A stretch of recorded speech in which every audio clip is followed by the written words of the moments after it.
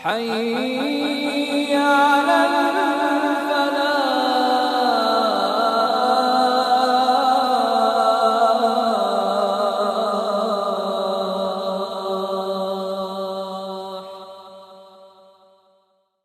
اب ہم آگے چلتے ہیں غسل کی طرف۔ غسل کے اندر ہم بتانا چاہتے ہیں کہ 2-3 طرح کے غسل پائے جاتے ہیں۔ غسل کسے کہتے ہیں؟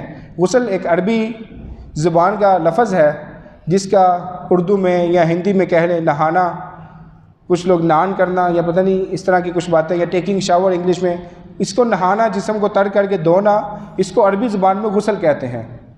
اس کی 2-3 قسمیں پائی جاتی ہیں۔ پہلی قسم یہ کہ ہم گرمی کی شدت کو محسوس کرتے ہیں، گرمی کی شدت، ہم کام سے آئے، بہت زیادہ پسینہ، اسمیل آ رہی ہے، گئے پانی کے نیچے، پانی جسم پہ بہایا، اسمیل پسینے کی ختم ہو گئی، اس کے ساتھ ہم باہر آ گئے، یہ بھی غسل کہتے ہیں۔ اسے بھی عام غسل کہا جاتا ہے، یعنی عام نہانا کہا جاتا ہے۔ اسی طرح وہ غسل کا طریقہ جو ہم نے بچپن سے سیکھ رکھا ہے، پتہ نہیں اب صحیح ہے کہ نہیں صحیح، غسل کا طریقہ کوئی کسی کو بتاتا تو نہیں اس طرح کہ میں نے بچپن سے ایسے سیکھا تھا، کسی کو پوچھتا بھی نہیں ہے، لیکن ہمیں پتہ چلتا ہے کہ یہ وہ دوسرا طریقہ ہے جو ہم نے بچپن سے سیکھ رکھا ہے، نہانے کا یہ طریقہ ہے۔ لیکن بھائیو، غسل کا طریقہ تیسری قسم، وہ قسم جسے غسل جنابت کہتے ہیں، غسل فرض کہا جاتا ہے، غسل واجب بھی جسے کہتے ہیں، یہ تمام نام تقریباً ایک ہی ہیں۔ یہ اس وقت ہوتا ہے جب ہمیں حقیقی طور پہ غسل جنابت یا غسل واجب پر کرنا چاہیے، اور اس کا طریقہ وہ طریقہ ہے جو پیارے حبیب حضرت محمد صلی اللہ علیہ وآلہ وسلم کا طریقہ ہے۔ آئیے بھائیو اس کو بھی جانتے ہیں۔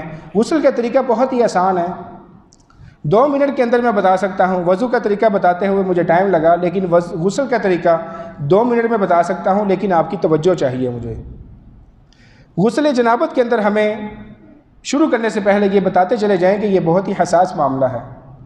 غسل جنابت کے اندر آج ہماری عمریں 20 سال، 30 سال، 40، 50 سال ہو گئی ہیں، کسی کو پوچھنے میں شرم محسوس کرتے ہیں۔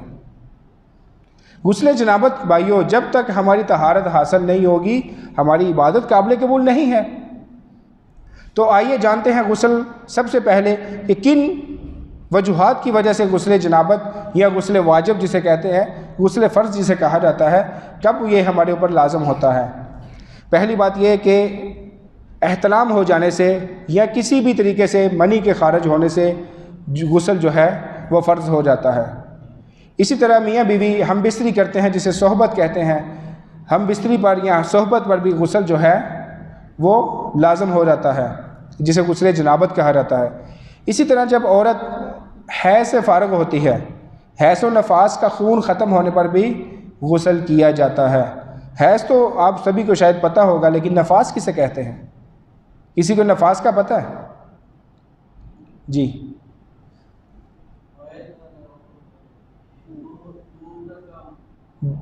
جی دیکھیں، حیض اسے کہتے ہیں جو ایک ہر عورت کو،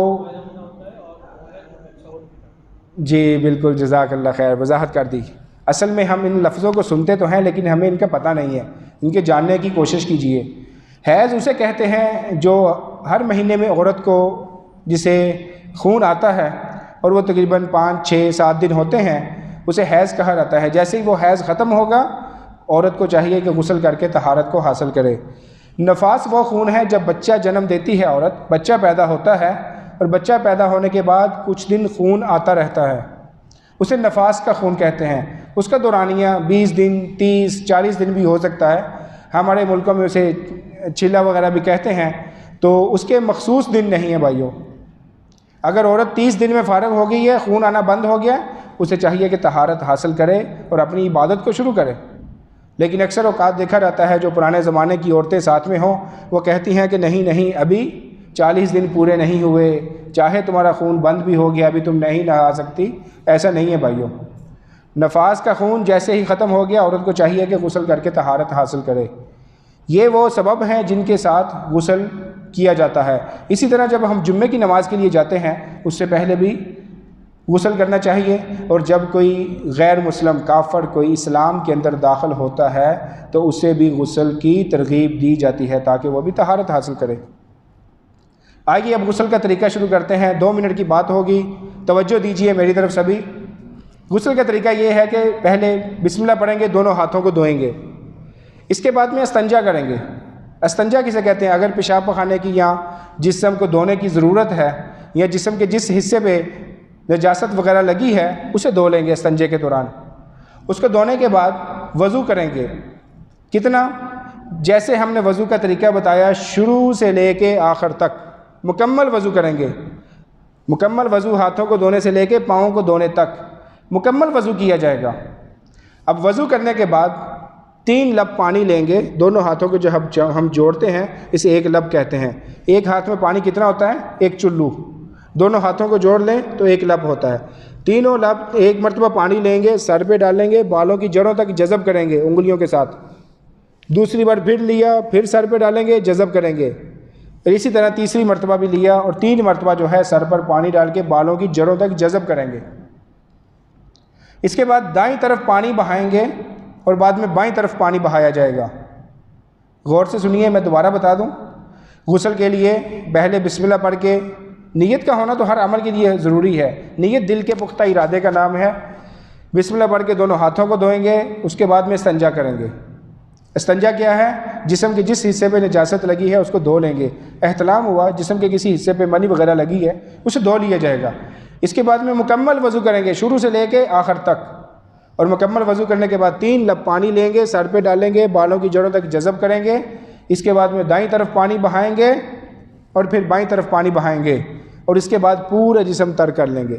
پورے جسم پہ پانی آپ ڈال کے اسے دھو لیں، جس طرح چاہیں آپ دھوئیں، صابن لگا کے، شیمپو لگائیں، نئی قسم کی آج کل نکلے ہوئے ہیں صابن اور شیمپو وغیرہ، جیسے بھی آپ نے نہانا ہے نہائیں، اور آخر میں دونوں پاؤں کو پھر دھو لیں۔ غسل کا طریقہ مکمل ہو گیا۔ اگر کسی کو سمجھ نہیں آئی ہاتھ اٹھا کے دوبارہ پوچھ سکتا ہے۔ آخر میں دونوں پاؤں کو پھر دھو لیا جائے گا۔ غسل مکمل ہو گیا۔ یہ غسل جنابت، غسل واجب، غسل فرض، جو بھی اسے نام دے لیں، اس کا یہی ایک طریقہ ہے۔ اب میں آپ سے سوال کرنا چاہتا ہوں کہ ہم نے سنت کے مطابق غسل تو کیا، سنت کے مطابق ہم نے غسل کر لیا ہے، اب ہمارا وضو باقی ہے کہ نہیں ہے؟ یہ میں آپ سب سے چاہتا ہوں اس سوال کا مجھے جواب دیں۔ جو لوگ کہتے ہیں کہ وضو باقی ہے ہاتھ کھڑا کریں۔ نہیں، میری بات سنیں، میں 2 سوال پوچھ رہا ہوں۔ جو لوگ کہتے ہیں وضو باقی ہے ہاتھ کھڑا کریں، اور اب جو لوگ کہتے ہیں وضو باقی نہیں ہے وہ ہاتھ کھڑا کریں۔ باقی نہیں ہے۔ اور جو لوگ، ٹھیک ہے جزاک اللہ خیر، اور جو لوگوں نے ہاتھ نہیں اٹھایا وہ کیا کہتے ہیں؟ چلیں جان لیجئے، میں اس کا فارمولہ آپ کو دے دیتا ہوں۔ غسل ہم نے سنت کے مطابق کیا، اس کا فارمولہ جان لیجئے، فیصلہ آپ نے خود کرنا ہے، میں نہیں جانتا، کیونکہ غسل آپ کر رہے ہیں، آپ فیصلہ کریں گے۔ فارمولہ اس کا یہ ہے، شارٹ کٹ فارمولہ، کہ اگر غسل کے دوران ہمارا وضو ٹوٹنے والا کوئی بھی عمل نہیں ہوا تو ہمارا وضو باقی ہے، لیکن اگر غسل کے دوران کوئی بھی عمل ہو گیا جس کے ساتھ وضو ٹوٹ جاتا ہے تو پھر ہمارا وضو ختم ہو گیا۔ غسل مکمل ہونے کے بعد دوبارہ سے وضو کریں گے۔ آئیے جانتے ہیں کون کون سے موجب بن سکتے ہیں غسل کے دوران وضو ٹوٹنے کے، یعنی کون کون سا عمل سبب بن سکتا ہے وضو ٹوٹنے کا۔ ہو سکتا ہے نہاتے ہوئے کسی کو پیشاب آ گیا ہو، کسی کو پیشاب وغیرہ آ گیا، کسی کی ہوا خارج ہو گئی۔ اگر یہ دونوں کام نہیں ہوئے تو ایک کام 99% ہو جاتا ہے۔ وہ کیا کہ جب ہم جسم کو دھو رہے ہوتے ہیں، جسم کے پورے اعضاء کو دھو رہے ہوتے ہیں، تو شرمگاہ کو بھی ہم ساتھ میں دھوتے ہیں، تو شرمگاہ کو جب بنا کسی آڑ کے ہاتھ لگائیں گے تو اس کے ساتھ بھی وضو ٹوٹ جائے گا۔ ہمارے اکثر و بیشتر ساتھی اس بات کو نہیں جانتے، جمعے والے دن غسل کیا، وضو نہیں کرتے، نماز کی طرف چل دیے، جمعہ کی نماز پڑھی، بہت خوش، آج ہم نے جمعہ کی نماز پڑھا، ملک میں فون کیا، سب کو بتایا ہم جمعہ میں گیا تھا، ابھی اچھا کھانا پینا کھایا، لیکن یہ نہیں پتا کہ ہم نے طہارت بھی حاصل کی تھی کہ نہیں کی۔ بھائیو جان لیجئے دوبارہ سے، اگر غسل کے دوران وضو ٹوٹنے والا عمل نہیں ہوا تو ان کی بات صحیح ہے کہ وضو نہیں ٹوٹے گا۔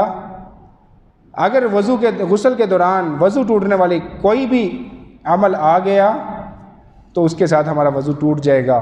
پھر یہی ہے کہ اس کے بعد میں دوبارہ وضو کیا جائے اور پھر جو ہے عبادت کے لیے جایا جائے۔ یہ کچھ باتیں، اور آخر میں حي على